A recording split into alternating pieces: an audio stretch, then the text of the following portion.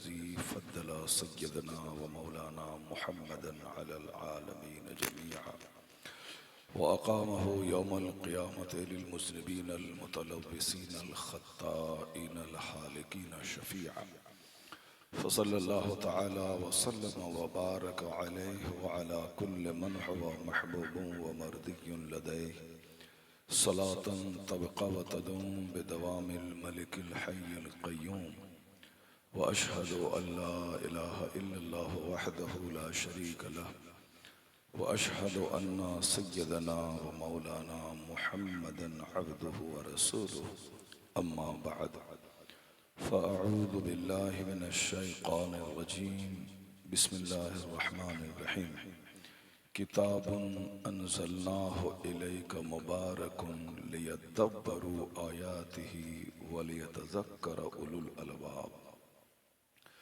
सदक़ल्लाहुल अज़ीम व सदक़ रसूलुहुन नबियुल करीम व नहनु अला ज़ालिका लमिनश शाहिदीन वश्शाकिरीन वल्हम्दुलिल्लाहि रब्बिल आलमीन। सामीन व हाज़रीन, एक बार अदब और एहतराम के साथ आक़ाए दो जहां फ़ख्र रसूलां सय्यद इंस व जां जान ईमां असल ईमां रूह ईमां जनाब मुहम्मदुर रसूलुल्लाह सल्लल्लाहु अलैहि वसल्लम की बारगाह में कस पनाह में नजराने दरूद पेश करने की सआदत हासिल करें। पढ़िए अल्लाहुम्मा सल्लि अला सय्यदिना व मौलाना मुहम्मदिन मअदनिल जूद वल करम व आलिहि व बारिक व सल्लिम सलातन व सलामन अलैका या रसूलल्लाह। लुधियाना पंजाब जहाँ कारोबारी शहर है, वहीं अब धीरे धीरे एक मजहबी शहर भी होता चला जा रहा है। यहाँ छोटी बड़ी मजलिसें साल भर होती रहती हैं। इज्तिमाआत में और जुमा के दिन मस्जिदों में, ईदैन के दिन ईदगाहों में मुसलमानों का सैलाब देखकर ऐसा लग रहा है कि पंजाब की सरजमीन भी मुस्तफ़ा के ग़ुलामों से धीरे धीरे भरती चली जा रही है। अल्लाह तबारक व तआला आप सबों को इस सरजमीन को आबाद करने और यहाँ से फैज़याब होने और यहाँ के कोने कोने में इस्लाम और सुन्नियत का डंका बजाते रहने की तौफीक अता फरमाए। आमीन सुम्मा आमीन। माशाअल्लाह माशाअल्लाह। वाह उत्तर प्रदेश और बिहार से आए हुए बेशुमार उलमा कराम यहाँ की संगलाख और खुश्क ज़मीन को मेहनतों से उन्होंने सींचा है, आबाद किया है। बेशक बेशक। जो काम पहले उत्तर प्रदेश के शहर बरेली, मुरादाबाद, पीलीभीत से होता था, वह काम अब लुधियाना, अमृतसर, पंजाब में हो रहा है। ठीक है ठीक है। असल बैठने के बाद इधर के लोग नहीं देख पाते हैं। हाँ ठीक है, सुनिए थोड़ी 4 घंटा तो बोलना नहीं है, चूँकि अभी 3 बजने वाले हैं। अब 1 घंटा बोलने के लिए खड़ा होना कोई मुश्किल काम नहीं है। अब सब लोग गौर से सुने, जो आए चले गए। अभी भी उत्तर प्रदेश के 25 जलसे को मिला देंगे तो आज का ये जलसा बन जाएगा। वाह वाह वाह माशाअल्लाह।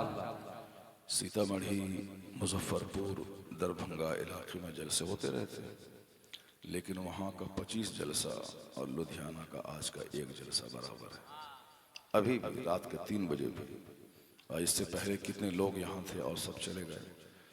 बहुत अच्छा लगता है जब मैं इस शहर में आके यहाँ दीवानों का सैलाब देखता हूँ, तो ऐसा लगता है कि लोग दुनिया भी कमाते हैं और इस शहर में अब दीन भी कमा रहे हैं। सुभान अल्लाह सुभान अल्लाह।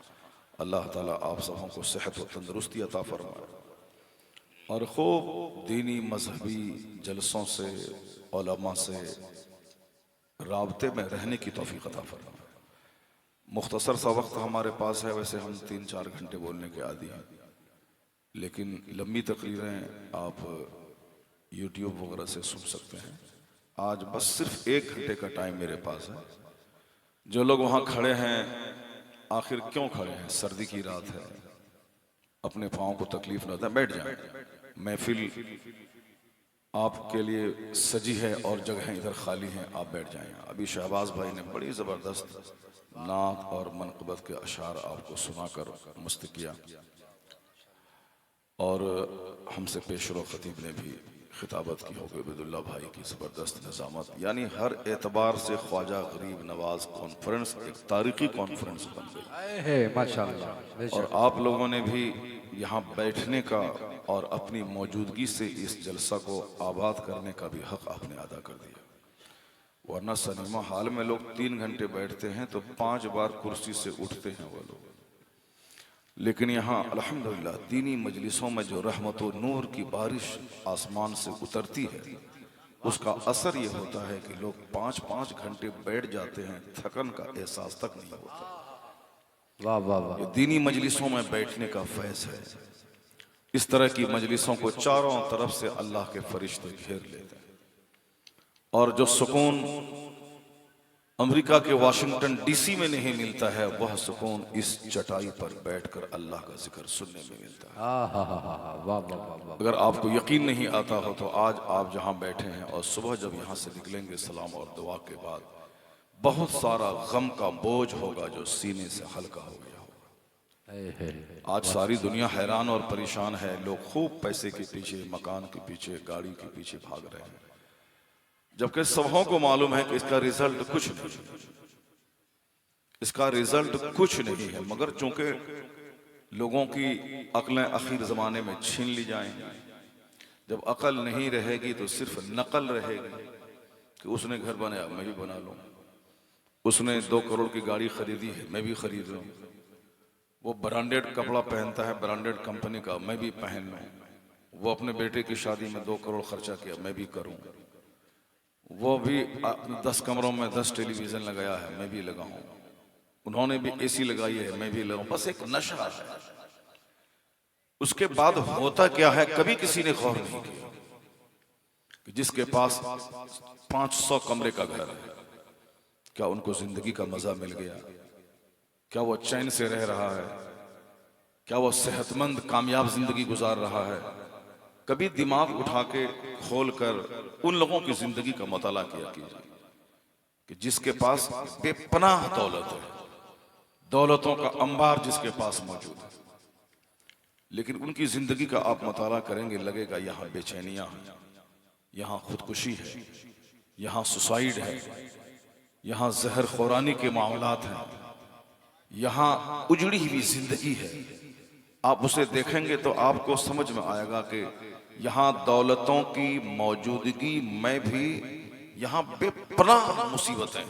जी हिंदुस्तान में हमारे बच्चे फिल्म एक्टर की नकल करते हैं, लेकिन फिल्म एक्टर सबसे ज्यादा आजकल खुदकुशी कर रहे हैं।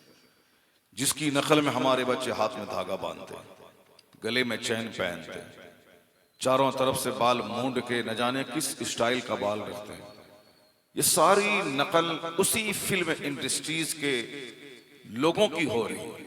और आपको मालूम है कि जिसकी नकल हमारे बच्चे करते हैं, सबसे ज्यादा दुखी उसी फिल्म इंडस्ट्रीज के लोग।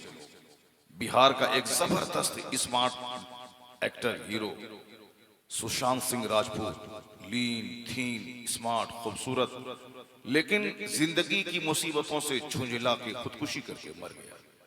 आंखें खोल के दुनिया में जिंदा रही, सिर्फ एक बंद कमरे में बैठकर खाना कमाना, पखाना करना, छोटा सा घर बना के मर जाना, ये कमाल नहीं है। दुनिया में जिंदा रहिए, देखिए कि अल्लाह की दुनिया कितनी वसी है, इस दुनिया में कैसे कैसे हालात हो रहे हैं, ये दुनिया कैसे चल रही है। सिर्फ दिमाग छोटा सा रख करके इस्लाम के ताल्लुक से आप नर्वस मत हो जाइए। आज इस्लाम नहीं आया, इस्लाम के आए हुए 1400 साल हो गए। 1400 साल में इतनी दुश्मनी लोगों ने इस्लाम के साथ की, एक 10-10 हजार नहीं, 2-2 लाख मुसलमानों को लोगों ने ज़बह कर दिया। 70,000 मुसलमानों की खोपड़ी काट कर उसकी मीनार बना के उस पर बैठ के कुफार और मुशरिकीन ने शराब पिया और मुस्कुराया कि अब दोबारा कभी इस्लाम दुनिया में पिनपेगा नहीं, अब इसका आखिरी दिन आ गया।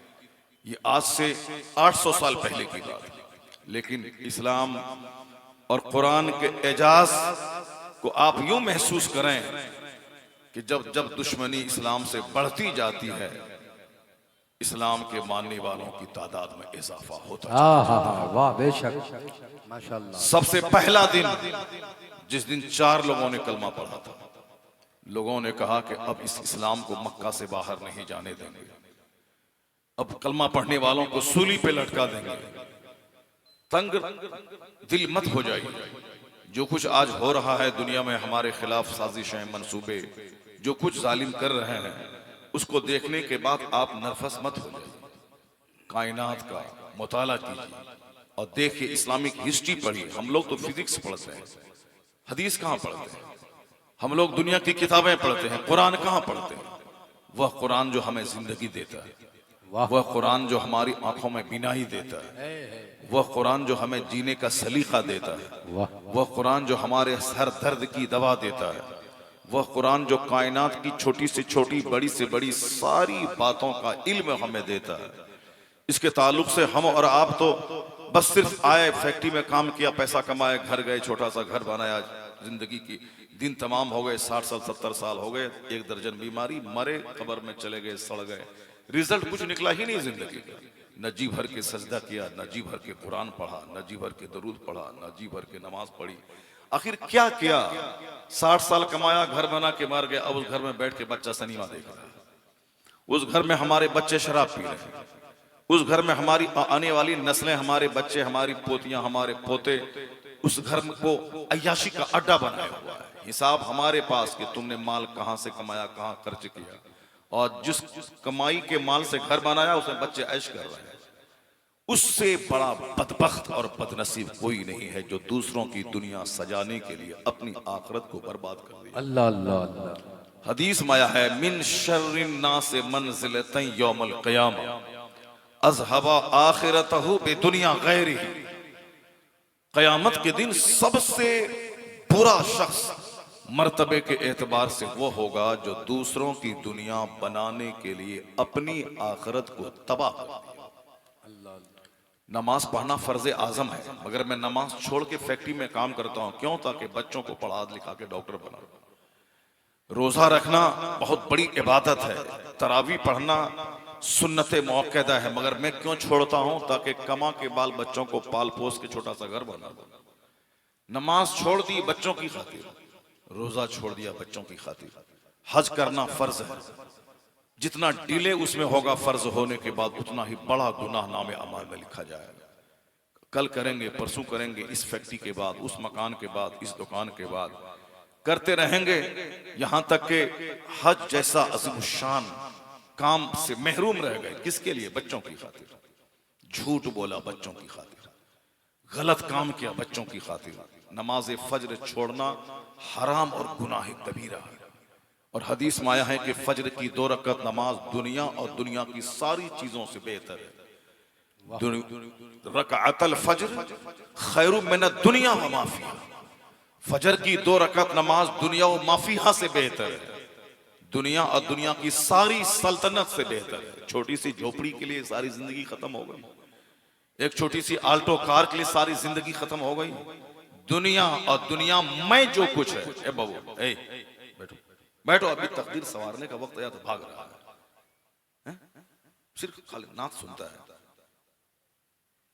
सिर्फ नात सुनता है। नात सुनने से क्या मिलेगा? थोड़ा मजा मिलेगा, और गुफ्तगू सुनेगा तो मरा हुआ दिल जिंदा हो जाए। वाह है जिंदाबाद। जलसा कुरान हदीस सुनने के लिए होता है, ना कि नात सुनने के लिए होता है।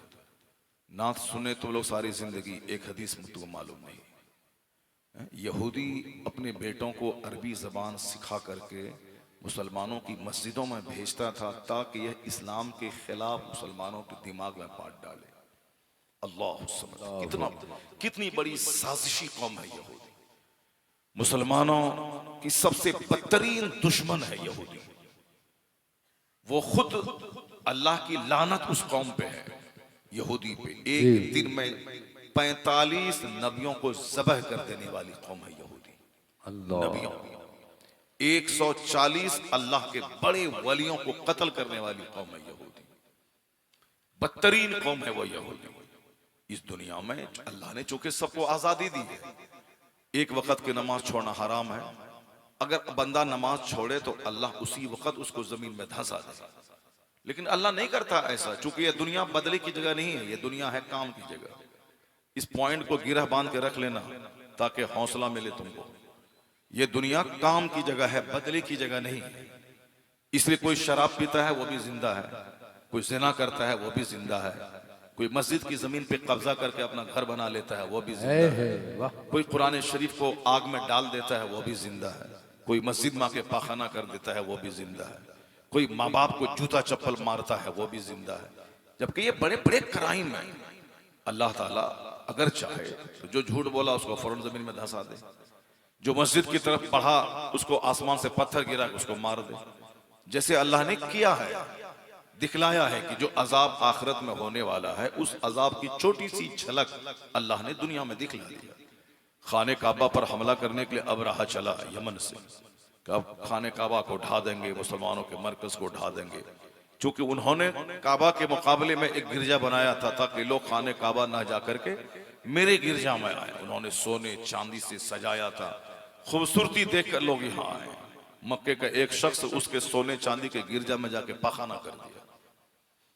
उसको बड़ा गुस्सा आया कि हमने बहुत कीमती घर बनाया है और इन मुसलमान ने हमारी गिरजा की तौहीन कर दी है, अब मैं इसके काबा को ढा दूंगा। उन्होंने बदमस्त हाथियों को लेकर चला ताकि काबा को ढा दूं। काबा के करीब पहुंच गया, मुसलमान परेशान हो गए, पहाड़ों पे जाके लोग दुआ करने लगे अल्लाह से। अल्लाह रब्बुल इज्जत ने परिंदों का लश्कर भेजा, अब पत्थरों की बारिश कर दी। अब रहा उसकी सारी फौज ध्वस्त हो गई। अलम तरा कैफ फअल रब्बुका बिअस्हाबिल फील अलम यजअल कैदहुम फी तदलील व अरसला अलैहिम तैरन अबाबील। यानी क्या आपने नहीं देखा अल्लाह ने इन हाथी वालों के साथ क्या सलूक किया? अल्लाह रब्बुल इज्जत ने उनके तमाम हाथियों को, तमाम लश्करों को छोटे छोटे पत्थर कंकर से तबाह और बर्बाद कर दिया। ये अल्लाह रब्बुल इज्जत ने करके बता दिया कि हम अपने घर की हिफाजत कर सकते हैं, हमने किया। लेकिन हमेशा ऐसा करेंगे तो तुम क्या करेगा? तू किस काल के लिए पैदा हुआ है? खाने पीने, बच्चा पैदा करने और मर जाने की तू पैदा हुआ है। क़यामत के दिन तू किस मुंह से कहेगा कि इलाही मैंने तुझ पर ईमान लाया और मैंने तेरी रजा की खातिर तेरे दुश्मनों के सामने मैंने अपने बाल बच्चों को कुर्बान कर दिया। मैं घर से वतन से बेवतन होकर तेरे मजहब की मैंने मदद की। मैं तेरे मजहब पर ईमान लाया और इसी राह में मैं ज़बह कर दिया गया। मैंने मस्जिद, मदरसा, खानका की हिफाजत के लिए मैंने अपने बाल बच्चों को कुर्बान कर दिया। कुछ तो क़यामत के दिन सरमाया होना चाहिए, वरना अल्लाह हमेशा परिंदे को भेजेगा, अपने घर की हिफाजत कर लेगा। फिर तो तुम्हारा गुरूर बढ़ जाएगा।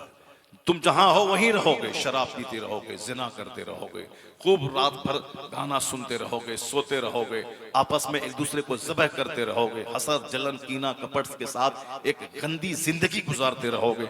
अल्लाह रब्बुल इज्जत तुम्हें जगाने के लिए तुम्हारे काफिरों को तेरी गर्दन पे मुसल्लत करता है, ताकि जब जब ये कोड़ा मारे तू जगेगा, तू अपने मजहब की अहमियत समझेगा। और जिस दिन तू जाग गया उस दिन सारे कुफार धाराशायी होंगे और पूरी दुनिया में इस्लाम की अजमत का डंका बजेगा। वाह वाह वाह वाह वाह।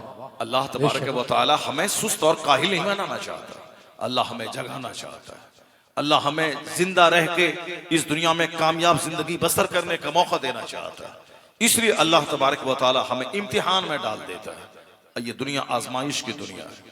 अल्लाह ही सब कुछ करता है, मगर अपने बंदों से कहता है कि रोजी मैं देता हूं, तुम्हें घर से निकलना होगा, तुम्हें दुकान में बैठना होगा, तुम्हें हल चलाना होगा, तुम्हें फैक्ट्री कायम करनी होगी। रोजी देने वाला मैं हूं, सिर्फ तू एक कदम बढ़ा, बाकी अल्लाह की रहमतें 10 कदम तेरा इस्तेकबाल करेंगी। तू अल्लाह की राह में निकल जा, अल्लाह की रहमतें दौड़ के तेरा इस्तेकबाल करेंगी। निकल तो जा, घर से चला जा। जिस तरह रोजी रोटी के लिए घर छोड़ के लुधियाना आना, अब फैक्ट्री में 8 घंटे देना जरूरी है, अल्लाह रोजी देने वाला है, मगर घर से लुधियाना आना होगा, फैक्ट्री में जाना होगा, 8 घंटे काम करना होगा, ज्यादा पैसे के लिए ओवर टाइम लगा के 12 घंटे काम करना होगा, तब चंद पैसे आएंगे। जब रोजी देने वाला अल्लाह है तो फिर उत्तर प्रदेश और बिहार छोड़ के लुधियाना आने की जरूरत क्या है? जब रोजी देने वाला अल्लाह है फिर जमीन पे जाके 8-8 घंटे हल चला के वहां गेहूं का दाना डालने की जरूरत क्या है? नहीं, अक्लमंद है कि देने वाला अल्लाह तो है, मगर अल्लाह ने कहा है कि तुम जमीन पे फैलो। ठीक उसी तरह जन्नत देने वाला अल्लाह है, गुनाह माफ करने वाला अल्लाह है। लेकिन जिस तरह रोजी देने वाला अल्लाह है और तुम्हें दुकान जाना होगा, उसी तरह जन्नत देने वाला अल्लाह है, मगर तुम्हें मस्जिद जानी होगी, तुम्हें इबादत करनी होगी। जिस तरह बगैर फैक्ट्री और दुकान और बिजनेस किए हुए रोजी मेरे पास चल के नहीं आती है, उसी तरह बगैर मस्जिद गए हुए जन्नत चल के पास नहीं आती है। बेशक। मगर लोगों की खोपड़ी खराब होगी, लोगों का दिमाग खराब हो गया कि रोजी रोटी के लिए आदमी रात के 12-12 घंटे जाग जाता है, मगर जन्नत की फिक्र में एक रात नहीं जागता। रोजी रोटी अगर नहीं हुई तो बंदा खूब रोता है बाल बच्चों की खातिर, मगर कयामत के दिन एक नेकी बच्चे से बाप भीख मांगेगा मगर बच्चा नहीं देगा। तो जिस कयामत और जन्नत की बातें सबसे हकीकी और फैक्ट बातें हैं, उसका तबसरा ही नहीं करता बंदा, उसके बारे में चर्चा ही नहीं करता है बंदा। और कहते जब मुसीबत आती है तो बोलता है अल्लाह कहाँ है, रसूलुल्लाह कहाँ है, अल्लाह है। कहाँ जा रहे हो? सारी जिंदगी इसी तरह से भागते रहोगे, ये जन्नत की महफिल से भागोगे सीधे जहन्नम पहुंच जाओगे। जो गौसे पाक का तबरुक नहीं खाएगा वह मुंह में पाखाने जैसा गुटखा खा के 24 घंटे थूकता रहेगा। जी। गुटखा को हैदराबाद के एक तहकीक के मुताबिक पाखाना सुखा के बनाया जाता है। हाँ, एक पंडित जी की तहकीक के मुताबिक। और इसी तरह गुटखा खा के जो फेंकता है उस सामने पाखाने की तरह बदबू आती है। तो जो शहद नहीं खाएगा, जो दूध नहीं खाएगा, शहद अल्लाह की नेमत है, हजार बीमारी से शिफा उसमें, दूध अल्लाह की नेमत है। एक दिन के बच्चे के लिए भी दूध मुफीद है और 100 बरस के बूढ़े के लिए भी दूध मुफीद है। जो दूध नहीं खाएगा उसको तो गुटखा खाना होगा। और जो शहद नहीं चाटेगा, हदीस में आया है कि जो हर महीने में 3 दिन शहद को चाटे, उस महीने में खतरनाक बीमारी उसको नहीं होगी। जरा जोर से बोलो सुभान अल्लाह। देखो इसके सर पे टोपी नहीं है, क्या करने के लिए तुम आए हो? कोई कवाली सुनने आए थे कि नाटुंगी देखने आए थे कि सर्कस में आए थे, क्या करने आए थे? हैं? आए हा किया और चले गए, क्या मिला? हा करने से क्या मिलेगा? हा चला लगता है कवाली सुनने के लिए आया था, लगता है गाना सुनने के लिए आया था, गायकार को देखने के लिए आया था। जलसा गाना सुनने के लिए नहीं होता है, जलसा कुरान सुनने के लिए होता है। हा करने नहीं होता है। यहाँ खामोश रहकर आंख से आंसू के कतरे बहाकर अपने गुनाहों को दाग मिटाने के लिए जलसा। अल्लाह अकबर। हमारे बच्चे आएंगे नाच सुन के चले जाएंगे, वो तो 90 साल का बुढ़ा हो जाएगा तो भी एक हदीस याद नहीं होगी उसको, कुरान पाक किस लिए नाजिल हुआ वो उसको मालूम नहीं होगा। हमारे जलसों का मजाक जो बिगड़ गया है आज, इसी का नतीजा है कि हमारे बच्चे जाहिल। मैंने क्या कहा? यहूदी साजिशी कौम अपने बच्चों को अरबी सिखा के मौलाना बना के मस्जिदों में भेजता था यहूदी, ताकि मुसलमानों के दिल से जिहाद का जज्बा मिटा दे। उनको सिर्फ बोले कि हाथ उठा के दुआ करो, बस जिहाद का जज्बा खत्म कर दे। सलाहुद्दीन अय्यूबी को जब पता चला कि एक शख्स ने कहा कि हुजूर फला मस्जिद का इमाम बहुत जबरदस्त खिताब करता है, बड़ी अच्छी अच्छी बातें बताता है, सलाहुद्दीन अय्यूबी ने कहा चलो चल के देखते हैं वो कैसी बातें करता है। उनके पास गए और उनकी तकरीर सुनी। पूरी तकरीर में इस्लाम अमन का पैगाम देता है, मोहब्बत का पैगाम देता है। 2-4 तमाचा एक गले में हाथ में कोई मार दे तो दूसरा गाल उसके सामने पेश कर दो, ये इस्लाम पैगाम देता है। अमन का, पीस का, सुकून का, गाली सुन लेने का, मार के खा लेने का, अपनी तरफ से मारने का नहीं। जबरदस्त खिताब उस बंदे ने किया। सलाहुद्दीन अय्यूबी, आज फिलिस्तीन की सारी औरतें इसी उम्मीद में 70 साल से वहां रह रही हैं। 1 लाख से ज्यादा बच्चे उसके शहीद हो गए, मगर फिलिस्तीन छोड़ के जा नहीं रही। अगर पंजाब में अगर यहां दंगा हो तो सारी औरतें बोलेंगी पंजाब छोड़ के चलो, यहां सुकून नहीं, अब महाराष्ट्र चलो। महाराष्ट्र में अगर दंगा हो तो लोग कहेंगे छोड़ के बिहार चलो, वहां अमन है। बिहार में अगर कचरा पट्टी बिहार हो जाए, लोग कहेंगे अब बिहार छोड़ो, बंगाल चलो। तो लोग अमन की जगह खोजते हैं, मगर फिलिस्तीन की माए धन्य है जो अमन की जगह नहीं बल्कि शहादत की जगह तलाश कर रही है। 70 साल से वहां बम गिर रहा, उनके बच्चे शहीद हो रहे, लेकिन उनकी माएं कहती हैं कि नहीं, मैं फिलिस्तीन नबियों की जमीन नहीं छोड़ूंगी, रसूलों की जमीन नहीं छोड़ूंगी, किबले अव्वल की जमीन छोड़ के नहीं जाऊंगी। इस जमीन पे मुझे रहना है, आज नहीं तो कल कोई बच्चा सलाहुद्दीन नाम का जन्म लेगा और जो फिलिस्तीन की आजादी के लिए आगे बढ़ेगा, किबले अव्वल को गैरों के तसल्लुत से आजाद करवाएगा। इसी आस में 70 साल से अपने बच्चों को शहीद करवा रही हैं। कोई ना कोई दिन जरूर आएगा, उम्मीद की सुबह तोलू होगी, किबले अव्वल गैरों की गिरफ्त से आजाद होगा। हमारे जैसे करोड़ों लोगों से बेहतर है वो माएं जो बम खाने के बाद, बच्चों के शहीद होने के बाद भी इसी इंतजार में बैठी हैं कि किसी दिन रहमत खुदाबंदी का झोंका आएगा और कोई ना कोई सलाहुद्दीन वीर बन के आएगा जो गैरों के डेने तोड़कर किबले अव्वल को उसके चंगुल से आजाद करवाएगा। बेशक बेशक, माशाअल्लाह। यही वजह है कि हम लोग खाने पीने पाखाना करने के लिए पैदा हुए हैं और फिलिस्तीन की औरतें अपने बच्चों को बहादुर बनने, शहीदों की मां बनने के लिए पैदा हो गई। उनसे कोई पूछे जिंदगी क्या है, उनसे कोई पूछे शहादत क्या है, उनसे कोई पूछे जन्नत क्या है, उनसे कोई पूछे कुरान पाक की आयतों में जो मुस्ता और बशारत सुनाई गई है उस पर उसका ईमान, उसका हौसला कैसा है, उनसे कोई पूछे। हम लोग खाने पीने वाले, इसलिए दिमाग में हमारा कचरा भरता है कि मेरा मुस्तकबिल कैसा है, आने वाला मेरा दिन कैसा है, पता नहीं इस्लाम लाने की क्या सजा हमको मिल रही है। नहीं, तुमसे बेहतर बात वो बोला जो यूरोप का दानिश्वर बर्नार्ड शॉ है। वो कहता है, if any religion has a chance of ruling over England ने Europe within the next 100 years it is Islam. वो मौलाना नहीं है, वो क्रिश्चियन है, दुनियावी तालीम याफ्ता है, बहुत बड़ा ड्रामाटिस्ट, बहुत बड़ा अदीब, बहुत बड़ा अंग्रेजी जबान का स्कॉलर है। कौन? Doctor Bernard Shaw. वो क्या कहता है, if any religion has a chance of ruling over England ने Europe within the next 100 years it is Islam. आने वाले 100 साल के भीतर सिर्फ इंग्लैंड नहीं बल्कि पूरे यूरोप बर्रे आज़म में अगर कोई मजहब हुकूमती मजहब बनने वाला है तो वो मजहब इस्लाम बनने वाला है। बेशक बेशक, जरा जोर से बोलो सुभान अल्लाह, सुभान अल्लाह, हाथ उठा के बोलो ला इलाहा इल्लल्लाह।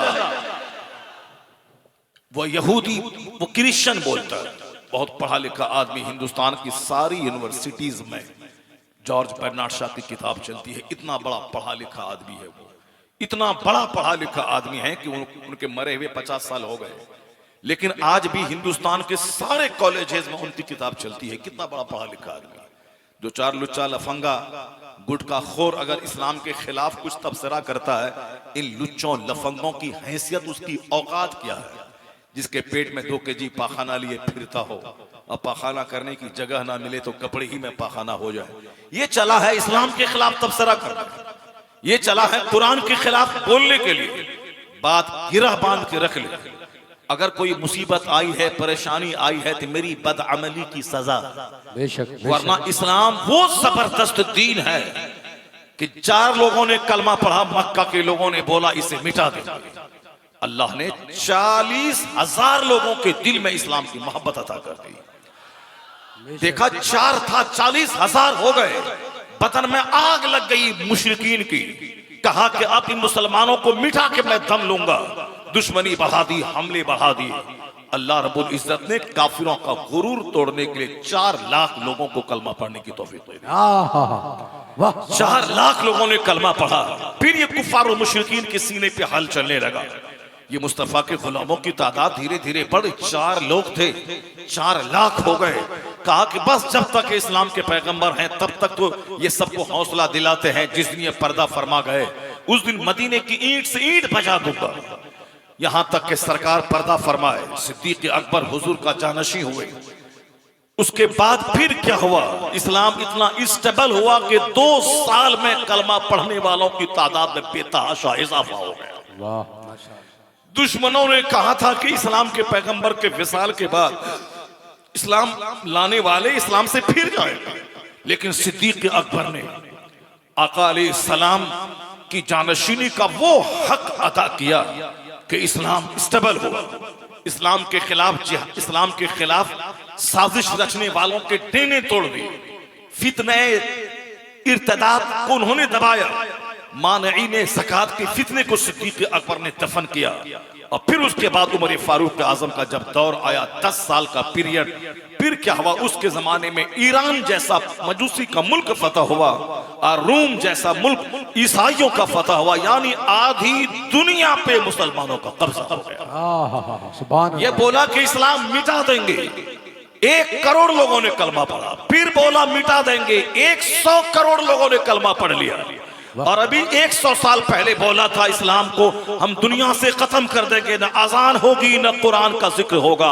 अल्लाह ने इन तमाम दुश्मनों को बता दिया कि इस्लाम मगलूब होने नहीं, इस्लाम गालिब होने आया है। इस्लाम पूरी दुनिया के हर घर में फैलने के लिए आया है।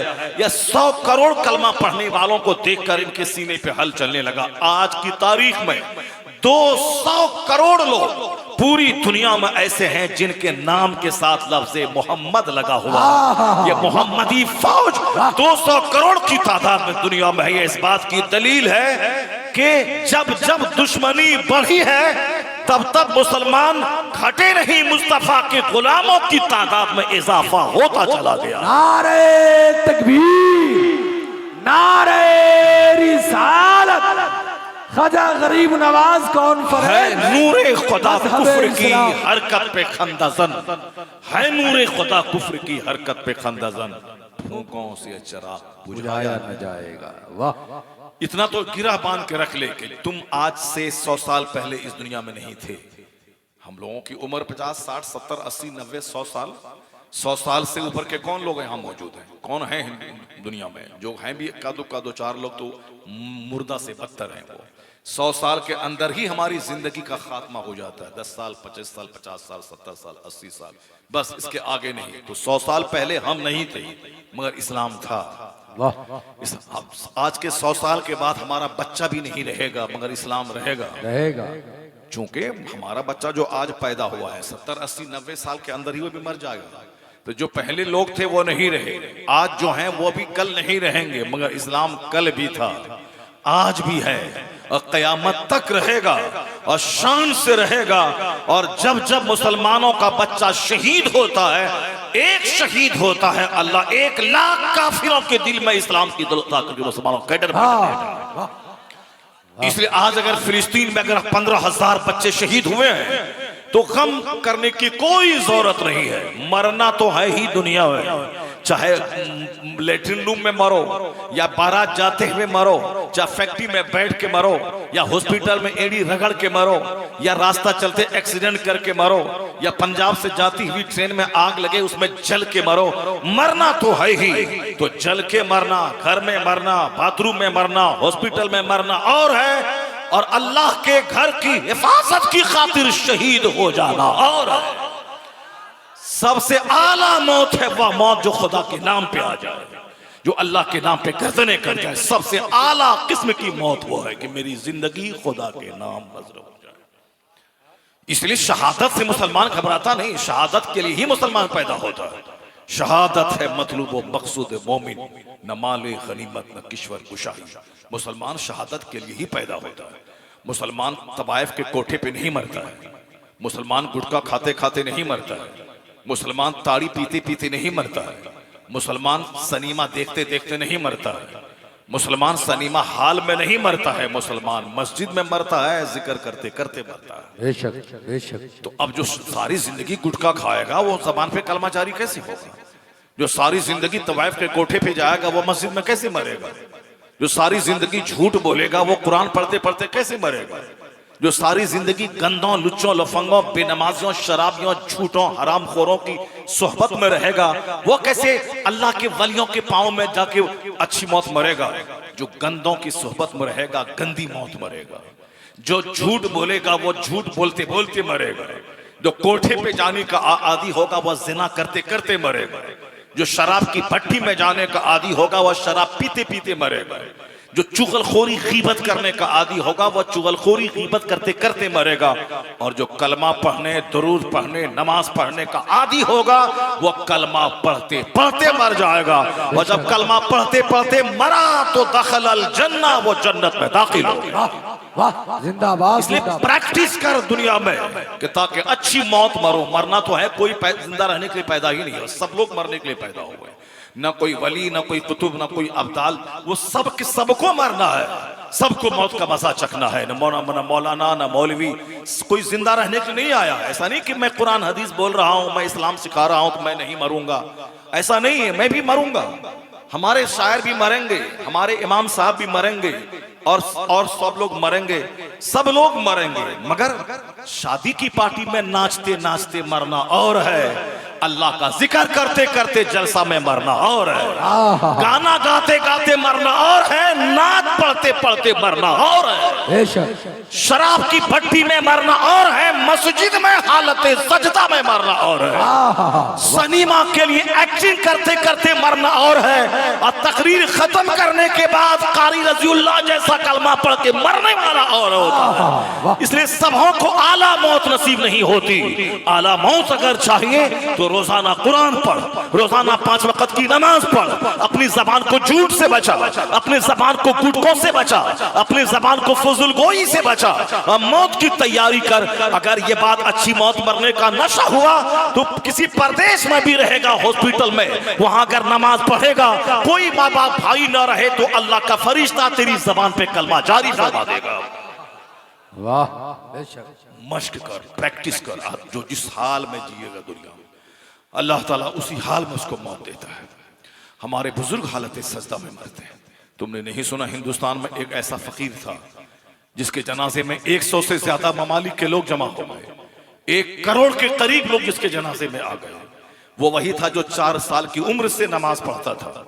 चाहे पढ़ने का जमाना हो या फिर तकरीर और तदरीस का जमाना हो, अमेरिका हो या बिहार का देहात हो, वो कभी नमाज नहीं छोड़ता था। अल्लाह ने वो दिन दिया कि 75 साल की उम्र में जुमा की नमाज पढ़ के, असर की नमाज पढ़ के, मगरिब की नमाज का इंतजार था। और हदीस में आया है जो नमाज के इंतजार में रहता है वो नमाज की हालत में रहता है, नमाज के अंदर रहता है। असर पढ़ के मगरिब का इंतजार है, उधर अज़ान मगरिब हुई, इधर चेहरे पे नूर चमका और रूह कब से अंसुरी से परवाज कर गई। वह कौन था जो हालत नमाज में अब्दालों की मौत मरा? वो था अपने वक्त का ताजु शरिया अख्तर रज़ा खां अज़हरी, जो सारी जिंदगी रब का कलमा पढ़ा, कुरान सुनाया, तो अल्लाह ने ऐसी मौत अता कर दी जो मौत अब्दालों, कुतुबुल इरशाद, अल्लाह के वलियों, सिद्दीकों को जो मौत नसीब होती, वह मौत अल्लाह ने ताजु शरिया को अता फरमा दी। वाह बेशक बेशक। किसको मिलती है ऐसी मौत?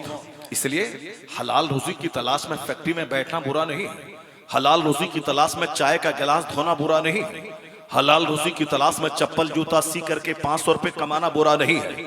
हराम का 1 करोड़ रुपया उससे बेहतर है जूता सीकर 100 रुपए कमाने वाला। कि हराम के रुपए पे लानत है, पसीना बहा के हलाल रुपए में अल्लाह की रहमत शामिल है। इसीलिए जितने भी हराम खोर है उनके चेहरे उड़े रहते हैं, उनके बाल बच्चों का सीना बिगड़ा रहता है, उनकी निगाहों में दीनदारी नहीं, उनकी निगाहों में किसी लड़की का तलवा चाटने का नशा छाया रहता है। इसीलिए जिस तरह कुत्ता हड्डी तलाश करता रहता है, उसी तरह चंद लुच्चे लफंगे बच्चे हैं जो गली कूचे में दूसरों की बहू बेटी को तलाश करते रहते हैं। वह उसी तरह गली का कुत्ता है जो हड्डी खोजता है। जबकि हर गैरतमंद जानता है कि जिसको मैं तकता हूं वह किसी की माँ होगी, वह किसी की बहन होगी, वह किसी की बेटी होगी। क्या मैं चाहता हूं कि मेरी माँ पे कोई बुरी निगाह डाले, मेरी बहन पे कोई बुरी निगाह डाले, मेरी बेटी पे कोई बुरी निगाह डाले? जब तू नहीं चाहता है तो फिर तू कुत्ता बनकर हड्डी की तरह दूसरों की बेटी को कैसे देखता है, दूसरों की बीवी को कैसे झांकता है, दूसरों की बहन को कैसे झांकता है? हराम खोरों की औलाद भी हराम खोर पैदा होती है। कुदरत का कानून है, जब बाप है अली और माँ हूं फातिमा तो बेटा हसन और हुसैन जन्म लेता है। और जब बाप हूं सैयद मूसा जंगी दोस्त और बाप हूं माँ हूं आबेदा साहिदा तो बेटा वलियों का सरदार अब्दुल कादिर जिलानी पैदा होता है। और जब बाप हूं सैयद गयासुद्दीन और माँ हूं रात भर मुसल्ले पे बैठ के नमाज पढ़ने वाली, तब उनके पेट का बच्चा 90 लाख काफिरों को मोमिन बनाने वाला मोइनुद्दीन अजमेरी पैदा होता है। नारे तकबीर, नारे रिसालत, ख्वाजा गरीब नवाज कॉन्फ्रेंस। शादी शादी सिर्फ गाल देखने के लिए नहीं होती, शादी सिर्फ गोरा रंग देखने के लिए नहीं होती है। 4 दिन का बुखार ये गोरा गाल काला कर देता है। 4 दिन का लूज मोशन पूरी पर्सनैलिटी को स्याह कर देती है। तो शादी औलाद के लिए होती है, और औलाद मां के पेट से पैदा होती है, ना के बाप के पेट से। इसीलिए मां जमीन की मानिंद है, मां का सिलेक्शन अच्छा होना चाहिए। सिर्फ नाक नक्शा नहीं देखना चाहिए, सिर्फ रंग नहीं देखना चाहिए, ये देखना चाहिए कि ये जो जिससे मैं निकाह कर रहा हूं यह यूज्ड है या अनयूज्ड है। किसको इसको 5 लड़के ने इस्तेमाल किया है या फिर मेरे लिए पवित्र अनटच्ड बन के मेरे निकाह में आई। अगर वह यूज्ड है, मेरी तरह 2-4 लड़के ने इस्तेमाल किया है, तो याद रख लेना जो यूज्ड है उसके बच्चे कभी मुत्तकी परहेजगार शरीफ नहीं पैदा हो सकते। जैसी जमीन वैसी फसल, जमीन बंजर हो तो फसल बंजर मरी नहीं पैदा होती। आम का पेड़ लगा के सेब वहां से नहीं निकलता, कटहल का पेड़ लगा के अमरूद वहां से नहीं निकलता। जैसा दरख्त वैसा फल। इसलिए लड़की का मुखड़ा मत देखना। मुस्तफा ने कहा है कि शादी ब्याह में चेहरा मत देखना। ला तज़व्वजुहुन्ना लिहुस्निहिन्ना, सिर्फ हुस्न देख के शादी मत करना। वाला अमतुन सौदाओ ज़ातु दीनिन अफजल, नबी कहते हैं काली कलोटी दीनदार औरत तेरे हक में बेहतर है। इसलिए कि हुस्न का रंग 2-4 हफ्ते में खत्म हो जाता है और अखलाक का रंग मरते दम तक गहरा रहता। दीन का रंग, अखलाक का रंग। बच्चे कहां जा रहे हैं, कहां लुट रहे हैं? Free fire, game, mobile. मुसलमानों की लड़कियां इंस्टाग्राम पे कैसे कैसे नाच रही हैं, काफिर कौमें दंग है। जिसके यहां जुमा का खिताब है कि ऐसे जियो ऐसे मत जियो, जिसके यहां ईदैन की तकरीर है कि ऐसे जियो ऐसे मत जियो, जिसके यहां दस्तारबंदी के जलसे हैं कि जिसमें कुरान पढ़ के सुनाया जाए ऐसे जियो ऐसे मत जियो, जहां जहां वाज नहीं है, दूसरों के यहां नसीहत नहीं है, दूसरों के यहां कुरान जीने का सलीका नहीं है, उनके यहां अब बेदारी आ गई। वो आर्ट ऑफ लिविंग सीख रहे हैं। आहा जिंदगी नाम का रिसाला निकल रहा है। जिंदगी कैसे गुजारे वो किताबें पढ़ के अपने बाल बच्चों को पढ़ाने लिखाने का सलीका उसको आ गया। और जिस मजहब में हर जुमा के दिन तकरीर फर्ज है, जिस मजहब में हर ईदैन के दिन लंबी तकरीर वाजिब है, जिस मजहब में ईदैन निकाह का खुतबा सुन्नत है, जिस मजहब में 11वीं 12वीं हमेशा तकरीर जरूरी है, महफिले मिलाद सीरतुन नबी के जलसे, और हर जलसे में सिर्फ वाज। क्या लीगल है, क्या इलीगल है, क्या फॉरबिडन है, क्या परमिटेड है, क्या जायज है, क्या नाजायज है, क्या सही है, क्या गलत है, क्या राइट है, क्या रॉन्ग है, ये बताते दुनिया में किसी कौम के पास है कि हफ्ता में 1 दिन जमा होना है और वहां 10 मिनट समझाना है कि ये करो ये मत करो, ये हलाल है ये हराम है। दुनिया में किसी कौम के पास ये सिस्टम नहीं है। अगर ये सिस्टम है नमाज जुमा की सूरत में तो मुसलमानों के पास मौजूद है। वाह बेशक। बचपन से ही जुमा के दिन सुनते हैं कि नमाज पढ़ना फर्ज है, रोजा रखना फर्ज है, हज करना फर्ज है, ज़कात देना फर्ज है, झूठ बोलना हराम है, सूद खाना हराम है, शराब पीना हराम है, दूसरों को ठगना हराम है, दूसरों की जमीन पे कब्जा करना हराम है, अपनी बीवी को सताना जुर्म है, अपने पड़ोसी को सताना हराम है, गीबत करना हराम है, चुगलखोरी हराम है। ये बताएं कि जो बचपन से सुनता है मस्जिदों में, अगर वो चुगलखोर, अगर वो हरामखोर बन जाए, किस कदर विडंबना और ट्रेजेडी की बात है। ये सिस्टम किसी के पास नहीं है जो सिस्टम हमारे पास मौजूद है। मगर आज हालात ये बताते हैं कि सबसे ज्यादा लड़कियां अगर इंस्टाग्राम पे नाचती हैं, मुसलमानों की सबसे ज्यादा तवाइफ के कोठों पर अगर मुसलमानों की बेची जाती है कोई तवाइफ की सूरत में, वो मुसलमानों की बेटियां हैं। हिंदुस्तान के सर्वे के मुताबिक सबसे ज्यादा मुसलमानों की बेटियां बंगाल की बेटियां, वो बेटियां दिल्ली के तवाइफ के कोठे पर बेची जाती है। मुसलमानों की बेटियां वो दुबई में लाखों की तादाद में वहां बेची जाती हैं, कई लाख मुसलमानों की बेटियां। आखिर ऐसा क्या हो गया जिसके यहाँ ईदैन का खुतबा, जुमा का खुतबा, मिलाद की महफिल है, सीरत की महफिल है, दस्तारबंदी की महफिल है, जहां सिर्फ हदीस कुरान ही सिखाया जाता है, बच्चों को चटाई पे पढ़ाया जाता है। इसका मतलब है कि इसके नौजवान बिगड़े, शराबियों की तादाद दुनिया में अव्वल नंबर पे यहूदी ईसाई के बाद ये मुसलमान है, और सबसे ज्यादा मुसलमानों की बेटियां तवाइफ के कोठे पे आज जा रही हैं। ये इतने बदन में आग कैसे लग गई? अभी एक शख्स ने बताया परसों कि एक लड़की है वो भी नाचती है और उसका 70 साल का बुढ़ा बाप भी नाचता है, और उसकी बिल्कुल नेकेड और न्यूड पिक्चर साहब नेट पे डाला जाता है और उससे वो पैसे कमा रहे हैं। आखिर ये क्या हो गया? बच्चे उजड़ गए, बच्चियां उजड़ गई, समाज उजड़ गया। हमने नहीं देखा तुमने आफ्ताब पूना वाला किसी लड़की से प्यार करता है और जब जी भर गया तो 50 टुकड़े में काट के उसको 50 जंगलों में फेंक देता है। नहीं देखा एक मुसलमान की बेटी नागपुर की एक हिंदू ढाबा वाले के पास आई, अपना मजहब छोड़ के शादी करती है, और जब उसको निचोड़ लेता वो दरिंदा, फिर गला दबा के जबलपुर की नहर में उसकी लाश को फेंक देता है। आए दिन खबरें मिलती हैं कि मज़ारे पाक पर जितनी औरतें बुढ़ापे में भीख मांग रही हैं, ये वो हैं जो जवानी के दिनों में मर्जी के मुताबिक वो लव मैरिज किया, और 2-4-10 दिन के बाद जब जी भर गया तो अब वह शौहर की तरह जीना चाहता है, और उनकी बीवी सोचती है कि अब इनके दिल में मेरे पहले जैसा प्यार नहीं रहा, तो फिर दोनों में तकरार होती है और निकाह टूटता है। अब जब उन्होंने माँ बाप की मर्जी के खिलाफ उन्होंने दूसरों को गले लगाया, अब माँ बाप के घर में वो जा नहीं सकती। अब एक रास्ता है, जब तक सेहत है तवाइफ के कोठे पर, और जब ग्राहक आना छोड़ दे बीमार होने के बाद, उम्र ढलने के बाद, तो मज़ारे पाक पर बैठकर 2 टुकड़े के लिए भीख मांगना है। ये कितनी हजार औरतें हैं जो बुढ़ापे में मज़ार पे भीख मांग रही है, जहर खा के मर रही है, और जिसने अपनी मर्जी के मुताबिक माँ बाप की मर्जी के खिलाफ घर से बाहर निकल के आजादाना ढंग से जीने का फैसला लिया था।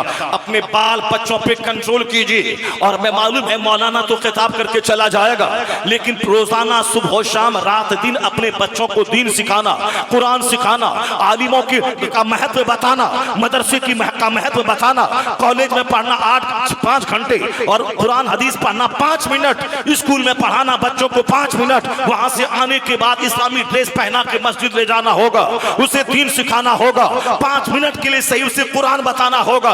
जिसके घर में डकैतों का आना जाना उसका बेटा चोर हो गया, जिसके घर में चोरों का आना जाना उसका बेटा लुच्चा लफंगा हो गया, जिसके घर में अजनबी मर्दों का आना जाना उसकी बेटियां तवाइफ हो गई। लेकिन जिस घर में आलिमों का आना जाना है, जिस घर में पीरों का आना जाना है, जिस घर में कुरान पढ़ने वालों का आना जाना है, उस घर का ईमान सलामत है, उसकी जबान सलामत है। इसलिए चोर डकैतों को ना महरम को अपने घर मत जाने